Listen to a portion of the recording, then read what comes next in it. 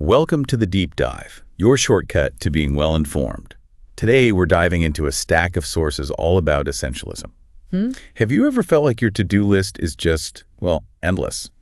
You're constantly pulled in a million directions, always saying yes, feeling utterly spread too thin. Oh, absolutely. That feeling where your stress is going up. Yeah. Yeah. But the quality of your work seems to be dipping down. Right. It's like you're, what's the phrase? Majoring in minor activities. That's it, exactly. And if that resonates with you, you are definitely not alone. No, it's actually a really common thing, sometimes called the paradox of success. Paradox of success. How so? Well, think about it. You start out, you have this clear vision, you achieve something great, Okay. and suddenly, boom, more opportunities flood in. Well, Which sounds fantastic, right? yeah, that's the goal, isn't it? It seems like it. But these new opportunities, they can subtly, almost, invisibly become distractions. I see. They dilute the focus. Exactly. The very focus that got you the success in the first place. And before you know it, you're making a millimeter of progress in a million directions. Wow. A millimeter of progress in a million directions. Yeah. That really paints a picture. Doesn't it? And that's where essentialism comes in. Our mission today is to explore this powerful antidote. We're talking about the disciplined pursuit of less, but better. Less but better. I like that. So this deep dive, we're going to guide you through the core ideas. Right? And the practical skills, too, like how to actually do it. Yeah, how to figure out what's really vibrant. And get rid of the rest, the non-essential stuff. So you can, live a life with more meaning, more contribution. Without drowning in it all. Yeah. So, ready to unpack this? Let's do it. Where should we start? Well, maybe let's start with what happens when we don't do this. The source material calls it the non-essentialist default. The default mode. Okay. Picture someone who just says yes automatically to almost every request, no second thought. I know the type. Yeah, fire. Or I've been the type. Right. Their calendar, it's just chaos. Back-to-back meetings, calls, obligations. They're always rushing. Trying to please everyone. Exactly. And what happens? Stress goes through the roof, work quality suffers, and deep down, they're just not satisfied. Busy, sure, but for what? Yeah, busy doesn't mean productive or happy. And sometimes this default, it leads to really tough moments. The author of our source, he shares this really personal story. It really hits home. It was the day after his daughter was born. Oh, wow. He's in the hospital. He knows instinctively what to do. Right. Be with his family. Of course. But then the pressure starts. A colleague had even made this joke, saying something like, Friday between 1 and 2 would be a bad time to have a baby because I need you at this meeting with X. That's rough. Rough. So what did he do? He went. Yeah. He actually went to the meeting. No. Seriously. Yeah, to his, lasting regret, his colleague tried to spin it like, oh, the client will respect you for being there. But did they? He said the look on their faces just mirrored how I felt. It was clear exactly nothing came of the client meeting. So he sacrificed that crucial family time for nothing. Exactly. He realized, he said yes, just out of obligation. It hurt his family, his integrity, and didn't even help the client relationship. That's making trade-offs by default. Saying yes without really choosing. That's a really powerful example. It makes you think, how often do we ignore our gut just to avoid like a moment of awkwardness? Totally. So let's flip that. Let's look at the way of the essentialist. Okay. My mind goes straight to Dieter Rams, the legendary designer of bronze. Yeah, the less but better guy himself, essentially. Right. He had this deep belief that almost everything is noise. He thought very few things are truly essential. And his job, filter through that noise until he gets to the essence. And he really lived that. Like when he was only 24, designing a new record player. That was the standard back then. Big wooden boxes. Yeah, usually a heavy wooden lid, often part of a bigger piece of furniture. Rams and his team. They just chucked that whole idea. So what did they do? They designed this player with just a simple, clear plastic cover on top. That was it. Just the clear cover. That must have looked stark. It was so radical, so minimal. People actually worried it might bankrupt the company. It just went against everything people expected. Wow. It takes guts to do that. It really does. As the source says, it took courage, as it always does, to eliminate the non-essential. But guess what? By the 60s, that look started catching on. And now it's pretty much the standard, isn't it? Yeah. That minimalist aesthetic. Exactly. It shows the huge impact of daring to focus only on what really matters. And that impact, it comes from something fundamental in essentialism, right? The The power of choice. The invincible power of choice, yeah. It's so easy to forget, but choosing, that's fundamental to being human. A non-essentialist often thinks, I have to do this. They basically give up their right to choose, feel pushed around by pressures, expectations. Or even stuff they agreed to ages ago. Right. Whereas the essentialist actively thinks, I choose to. It sounds like a small shift in words, but it's huge mentally. It's massive. It's exercising your personal agency. When we give up that power, little by little, we kind of learn helplessness. We let our lives become about other people's choices, or even a function of our own past choices. Precisely. You become a passenger. The essentialists, they recognize that power. They celebrate it. They know if they don't choose, someone else will choose for them. Which leads right into the next skill, doesn't it? Discernment. Yeah. Figuring out the vital few from the trivial many. Exactly. Most people have heard of the Pareto principle, right? The 80-20 rule. Yeah, 80% of results from 20% of effort, roughly. Roughly, yeah. And Joseph Moses Juran, a quality guru back in the 50s, he really dug into this, called it the law of the vital few. Vital few, okay. He saw that fixing just a tiny fraction of problems could have a massive impact on product quality. That's what happened in Japan, right? How made in Japan went from meaning cheap to meaning high quality. That's the classic example. They channeled a huge percentage of effort and attention toward improving just those few things that were truly vital. Massive leverage. It really shows the power of focus, like Warren Buffett. Oh, perfect example. Yeah. He famously said, our investment philosophy borders on lethargy. Lethargy, meaning they don't do much. Pretty much. They make very few investments and hold them for ages.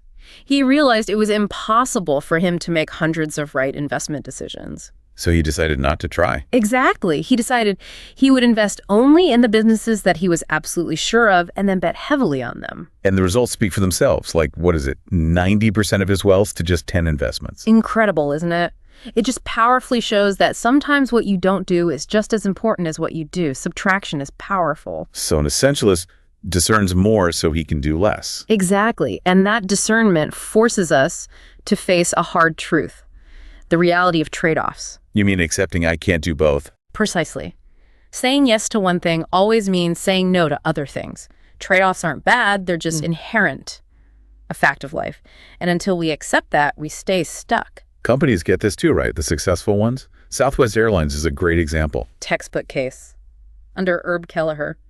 The airline industry is brutal, tiny margins. But Southwest was consistently profitable. How? Deliberate trade-offs.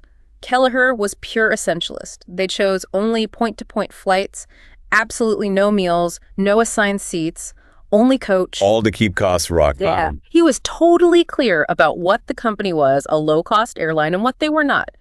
These weren't mistakes, they were strategic choices. Unlike other airlines that tried to do both. Exactly, that straddled strategy. Continental tried it with Continental Light. Lowered fares, cut meals. But kept their old, complicated system. Yep, and it was a total disaster. Hundreds of millions in losses, planes always late, 1,000 complaints a day. Ouch. A clear lesson. Yeah. Don't try to operate by two incompatible strategies. You can't be everything. And this isn't just for big companies. It hits us personally all the time.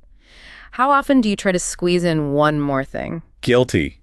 Answering emails while walking to a meeting. Or promising a report when you already have a huge deadline. Or saying yes to a party when you have tickets for something else at the same time. The internal logic is always, I can do both. But the source says, flat out, this logic is false. You will fail somewhere. Something has to give. It creeps up on you, like Erin Callan, the former CFO of Lehman Brothers. What did she say? She wrote about how she didn't start out with the goal of devoting all of myself to my job. It crept in over time. My boundaries slipped away until work was all that was left. Wow, that's the cost of making trade-offs by default, leads straight to regret. But essentialists make these choices consciously, like those Harvard parents in The Source. Right, the ones who let their son try lots of things. But as soon as it was clear something wasn't going to be his big thing, they discussed it and took him out, making strategic choices, not just reacting. Yeah, that's proactive. Or that other couple, the one with the amazing marriage. Oh yeah, their secret. Their secret was deciding not to be a part of any clubs. No lodge, no book clubs, zip. Not because they weren't interested. But as a deliberate trade-off to prioritize time with their kids, they saw it as well worth the sacrifice. For essentialists, trade-offs aren't losses. They're choices that open up space. That's a really helpful way to frame it. Okay, so let's pivot. How do we actually do this stuff? Practical applications. Right. Let's start with creating space. Space for deep concentration, for insight. Space. Sounds nice. Hard to find sometimes. Tell me about it. The source talks about this executive. Super smart, driven, but totally scattered. Twitter, Gmail, Facebook, IMs. Couldn't focus on a big project. So what did he do? Something pretty radical. He gave away his phone, checked into a motel with no internet for 8 weeks. 8 weeks. Wow. That's intense. Did it work? He finished the project. It shows how crucial that protected space can be. We can't all check into a hotel for 2 months, though. True. But think about Bill Gates and his Think Week. Twice a year, even when Microsoft was crazy busy. He'd just go off and read and think. Yep. Secluded himself. Read articles. His record was 112. Read books, study tech, thought about the big picture. Okay, still maybe not realistic for everyone, but the principle holds. Exactly. And you can build a little Think Week into every day, like read classic literature for the first 20 minutes of your day. Instead of diving straight into email or news. Right. Broaden your perspective, center yourself before the chaos hits. That makes sense. And this idea of seeing what matters, it also applies to how we look at things, right? Finding the point. Yes. Like Nora Ephron, the writer, she learned this lesson back in high school journalism. Oh, yeah. What happened? Her teacher gave the class facts for a story about a faculty meeting. Everyone wrote the standard lead. Who, what, when, where. Sounds right. But the teacher said, "You're all wrong. The real lead. There will be no school Thursday." Ah, the thing that actually mattered to the readers. Exactly.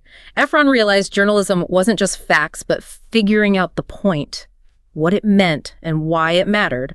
And she said that skill applies just as well in life. Find the signal in the noise.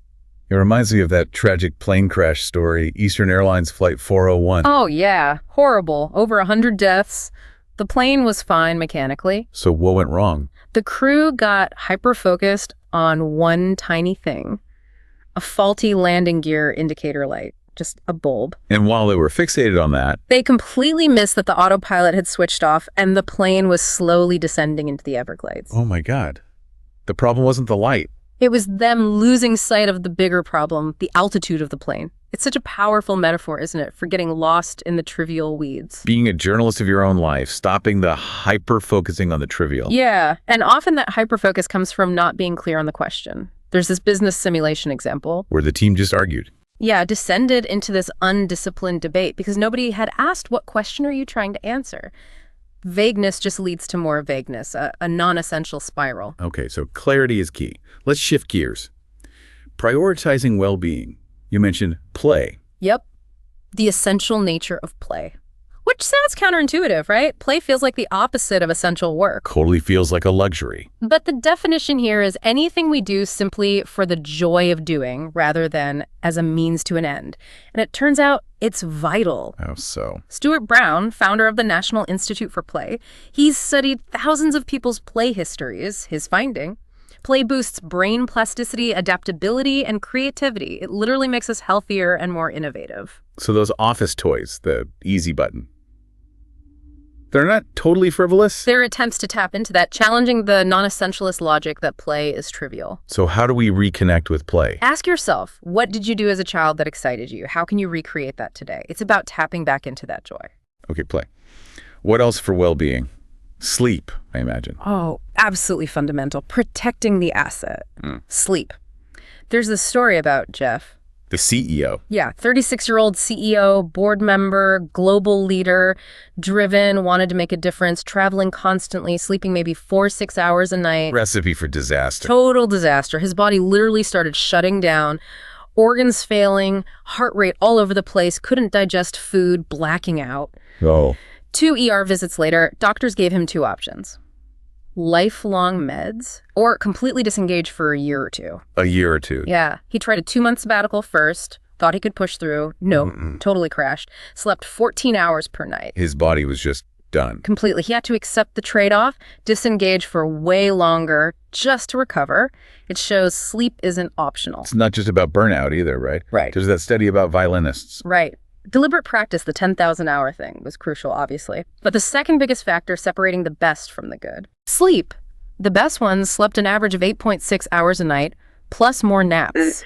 about an hour more than the average American. So they practice better because they slept better. Exactly. They got more out of those hours of practice because they were better rested. Sleep allows these top performers to regenerate. It protects the engine. Okay, so space, play, sleep. What about making decisions? And maybe harder, unmaking them.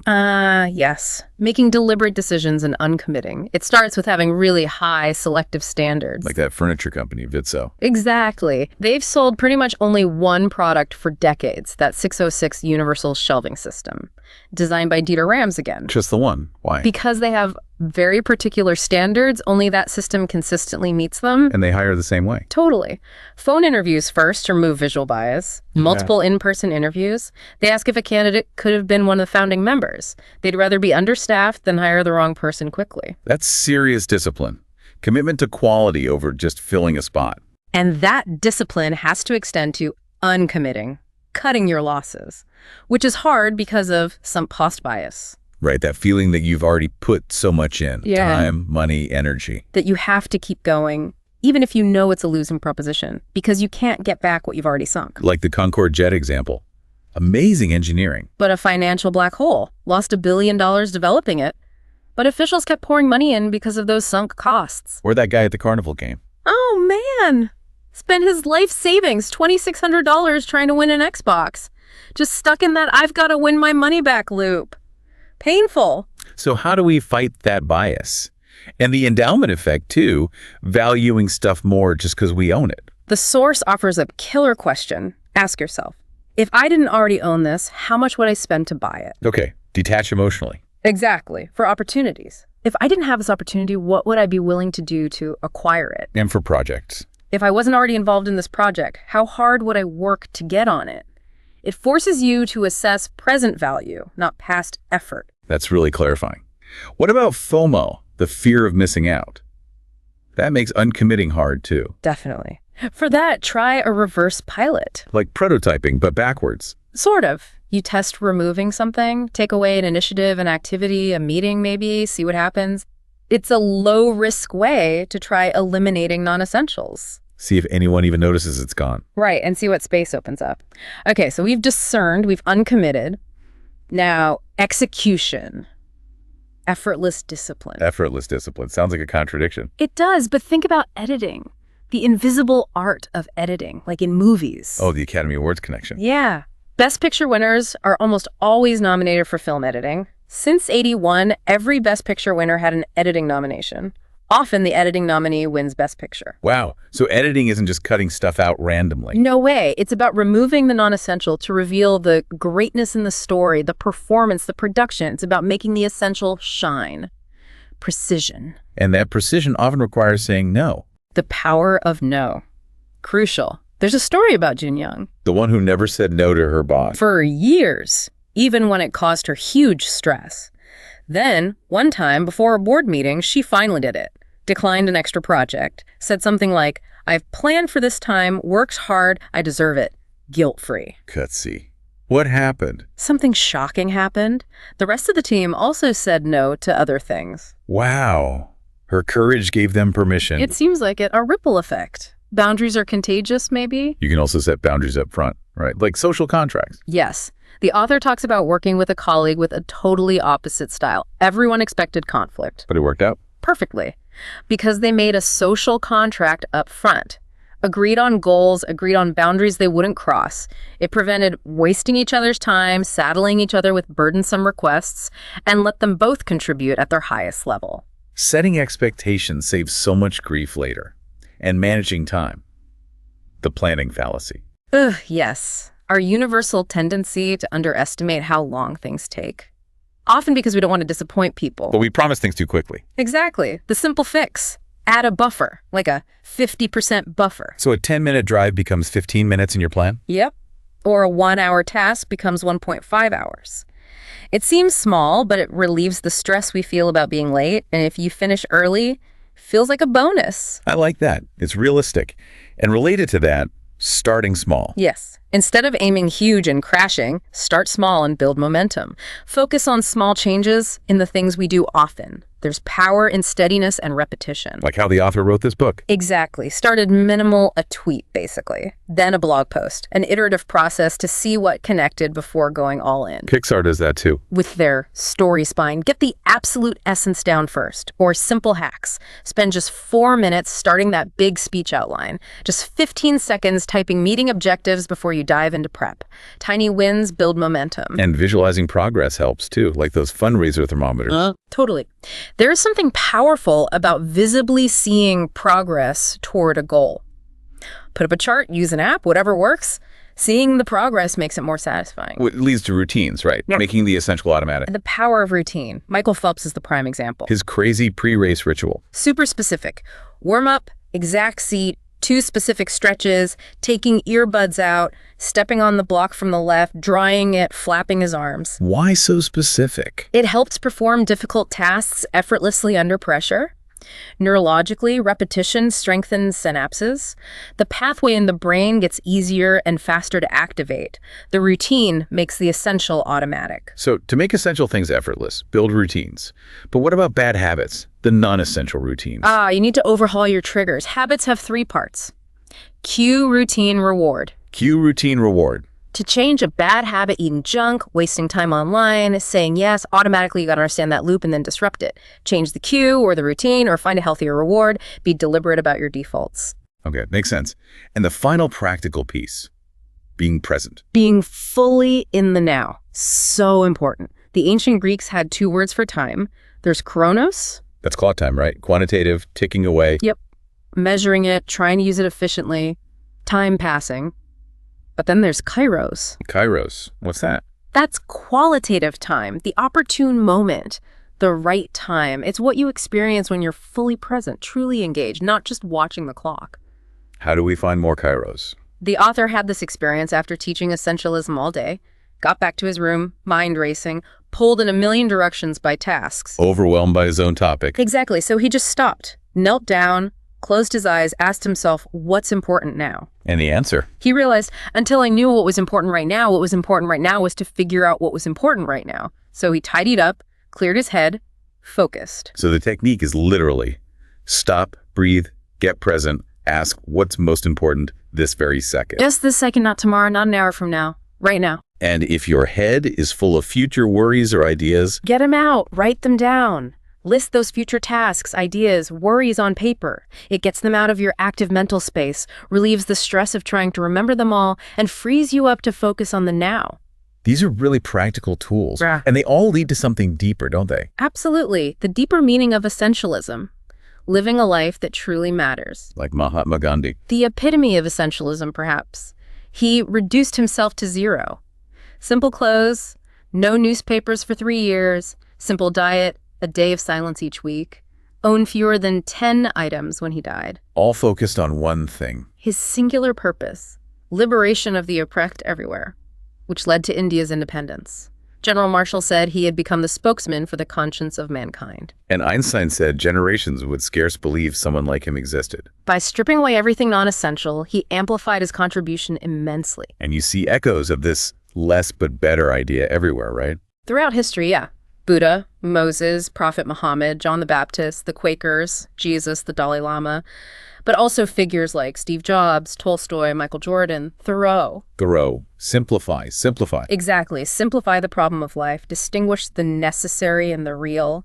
It's not just about efficiency. It's about living a life not just of simplicity, but of high contribution and meaning. It's a liberating choice, really. It is. The author talks about quitting law school. Big decision. He decided to apply only to Stanford for grad school. Just one application. That's risky. Felt risky, maybe.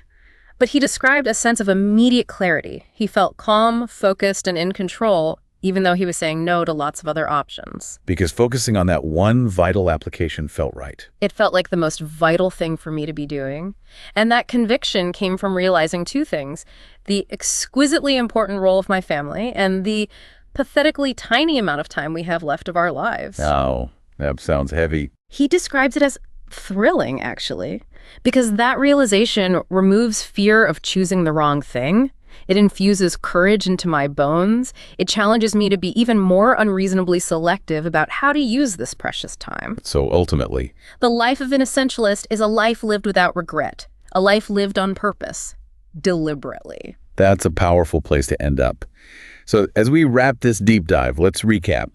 Essentialism is this framework, right, for dealing with our crazy, overloaded world. It's about making deliberate choices, constantly figuring out what really matters. Accepting that you can't do everything, those trade-offs. Right, and then building systems, routines, buffers, so doing the essential stuff feels, well, easier, more effortless. Okay, so here's a challenge for you listening, something to think about. Yeah, consider this. What's one non-essential thing, a task, a commitment, maybe even just a mental distraction that you could uncommit from or edit out this week? Just one thing. Or maybe you're facing a decision right now, feeling that pull of sunk costs or FOMO. Ask yourself that killer question.